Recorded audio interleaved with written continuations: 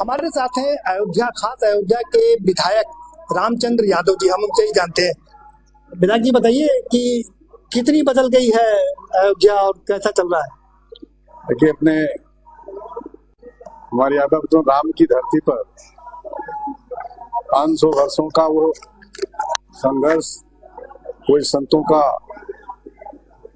एक लंबे दिनों का संघर्ष, उनकी तपस्या और हम सबके पूर्वजों की वो तपस्या जो जिसके इंतजार में लंबे दिनों से अयोध्या के आमजन हर तरह से आतुर थे।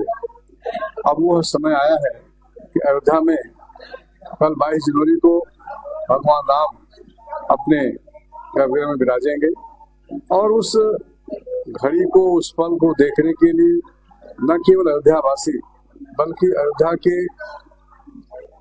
साथ साथ जो ग्रामीण प्रदेश के हमारे कस्बे हैं, शहर हैं, मोहल्ले हैं। हम रुदौली विधानसभा क्षेत्र से आते हैं जी। रुदौली विधानसभा क्षेत्र में मां कामाख्या धाम, जो इस जनपद की सबसे बड़ी शक्तिपीठ है, जहां पर पूज्य योगी जी महाराज जी ने देश के प्रधानमंत्री जी के आह्वान पर जितने भी धार्मिक स्थल रुदौली विधानसभा क्षेत्र में थे, उसमें सबसे ज्यादा विकास के बहुत सारे काम हुए।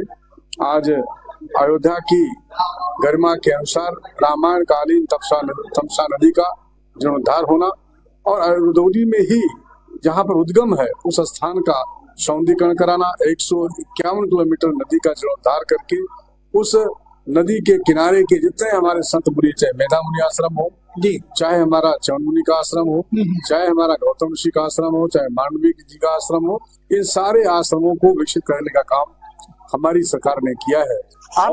आप तो विधायक हैं, आप क्या लगता है कि संगम में इतनी भीड़ हमने देखी थी, उससे पहले या उससे बाद में कभी इतना सैलाब देखा आपने क्या? नहीं, अब तो ये कहा जा सकता है कि अयोध्या का जो वर्तमान समय है, यह देश के दुनिया भर के सभी जितने भी धार्मिक अनुष्ठान उनसे कहीं ऊपर है और सबसे ज्यादा भीड़ यहाँ इस वक्त है जी। और मैं कह सकता हूँ कि आज अयोध्या की गरिमा महिमा के अनुसार जो हमारी प्रदेश सरकार ने, देश सरकार ने राम भक्तों के लिए, श्रद्धालुओं के लिए आधारभूत सुविधाओं की व्यवस्था की है, मुझे लगता है कि 30,000 करोड़ से ज्यादा की परियोजनाओं को, जैसे यहाँ पर एयरपोर्ट का निर्माण होना, यहाँ पर आधुनिक सुविधाओं से युक्त अस्पताल का, मेडिकल कॉलेज का निर्माण होना, यहाँ पर आधुनिक सुविधाओं से युक्त हमारे रेलवे स्टेशन का भव्य दिव्य निर्माण होना। आज रेलवे स्टेशन के साथ हमारी जितने भी परिवहन निगम की बसें हैं और वो बसें जो हर तरह से इलेक्ट्रॉनिक बसों को ला करके अयोध्या को प्रदूषण मुक्त करने के लिए हमारी सरकार ने एक प्रयास किया। 200 बसों का एक नया बेड़ा यहाँ पर स्वीकृत किया और वहाँ पर श्रद्धालुओं को, राम भक्तों को उनकी सुविधा के अनुसार प्रदान भी कर दिया है। प्रधानमंत्री जी ने 31,000 करोड़ की परियोजना यहाँ पर दी, मुख्यमंत्री जी ने भी करीब 30,000 करोड़ की परियोजना पर। यस, हमारे देश के प्रधानमंत्री जी का न केवल अपने अयोध्या के धार्मिक स्थलों का, बल्कि भारत के प्रधानमंत्री जी ने अयोध्या की सीमा में जितने धार्मिक स्थल है, 84 कोसी परिक्रमा में पड़ने वाले जितने धार्मिक स्थल है, सबके विकास के लिए एक बहुत बड़ी धनराशि स्वीकृत की है।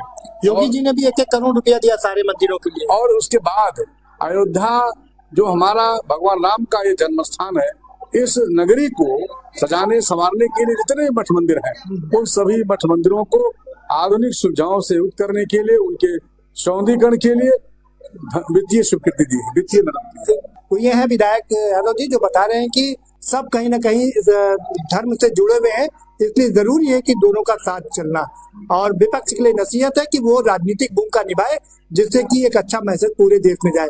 कैमरामैन गजेंद्र के साथ प्रदीप विश्वकर्मा, MH1 न्यूज, अयोध्या।